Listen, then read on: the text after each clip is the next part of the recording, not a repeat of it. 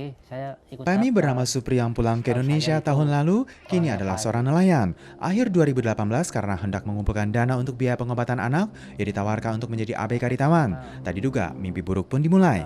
ya, Ia sempat dikunci dalam lemari es baik, ya, pembeku. lumayan. Saat menyeret jala ikan, ia sempat ditirum yang Ya, nyaris lumayan menghabiskan itulah. nyawanya. Ya, sakitnya ya lumayan sih, lumayan lemes. Ya lumayan sakit. Ya orang kesemuanya gimana lah. Orang ikan aja udah mati itu sebentar. Apalagi orang. Yayasan Keadilan Lingkungan menjelaskan kasus Supri bukanlah yang pertama. Pihaknya sempat menginterogasi Itu 59 kapten, kapal ikan saya ngomong berbendera kapten. Taiwan dan 3 kapal ekspedisi. Cara Total bahasa 71 ABK. Diketahui sakit. ada 92% ABK sempat dipotong gaji, Habis kerja 82% kan bekerja lewat batas 40% waktu, itu hampir seperempatnya saling sempat berganti. teraniaya. Ini semua menunjukkan tidur adanya tidur. eksploitasi pada pekerja jenis ABK. Selain masalah HAM, dari data survei diketahui jika kapal ikan Taiwan juga melakukan penangkapan ikan secara ilegal, yang mana setengahnya adalah demi mendapatkan sirip ikan. Sehari dapat 50, kadang seharinya lagi dapat 100 gitu, 150. Serikat Perlindungan HAM ABK menggelar jumpa pers tanggal 24 Juni dan melaporkan jika ada pelaku usaha melakukan hal perdagangan manusia dan penangkapan ikan ilegal, turut mengimbau aparat yang terkait dapat menyelesaikannya. Meskipun telah mengalungkan handuk saat bekerja, keringat masih terus membasahi baju. Stasiun pemantau Taipei pada tanggal 23 Juni pukul 2 sore mencatat suhu 38,4 derajat, yakni rekor suhu tertinggi untuk tahun ini, dan kedua terpanas dalam sejarah untuk bulan Juni. Jalan Qingzhou di sebelah kuil Dongsan, minuman yang digerai menarik warga untuk melepas haus. Cuaca panas menyengat membuat pekerjaan di luar gedung menjadi lebih keras. Merujuk pada data dari MOL untuk indeks bahaya akibat panas, distrik Wanhua di kota Taipei mendapati level sangat berbahaya. Kondisi cuaca serupa juga akan berlangsung pada masa liburan Festival Pechun. Pihak CWB menjelaskan tanggal 25 dan 26 Juni, tekanan tinggi dari Samudra Pasifik akan melemah. Kawasan timur laut dan pegunungan akan turun hujan singkat pada sore hari, namun suhu tetap pada level tinggi dan panas. 在太平洋高压势力影响之下，各地天气相当稳定，加上没有什么风，所以天气只要一晴朗，中午时分容易出现高温。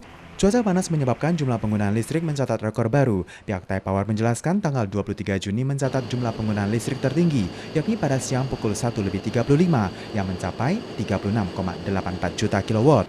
Tidak semata menjadi yang tertinggi untuk bulan Juni, namun juga menjadi urutan kelima tertinggi dalam sejarah. Pihak MOHW menyebutkan hingga tanggal 22 Juni, jumlah warga yang berobat karena sengatan panas ada 417 orang, dan hanya untuk tanggal 22 Juni saja ada sebanyak 30 orang.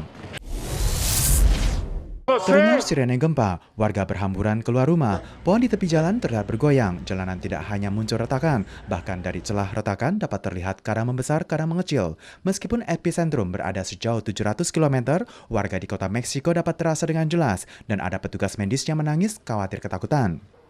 Tanggal 23 Juni pukul 10.29 waktu Meksiko, terjadi gempa berkekuatan 7,4 skala Richter.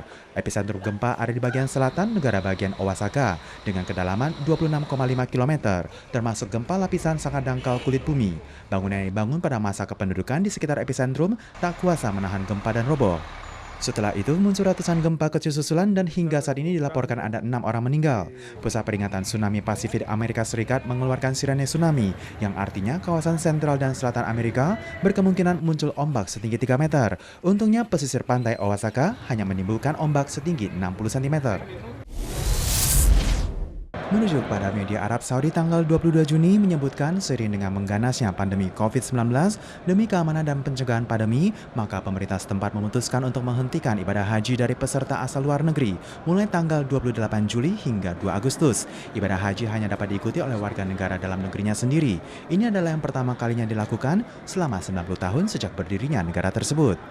Jumlah kasus positif di Arab Saudi telah melampaui 160.000 orang, menduduki peringkat ke-16 terbanyak di dunia dengan lebih dari 1.300 kasus kematian.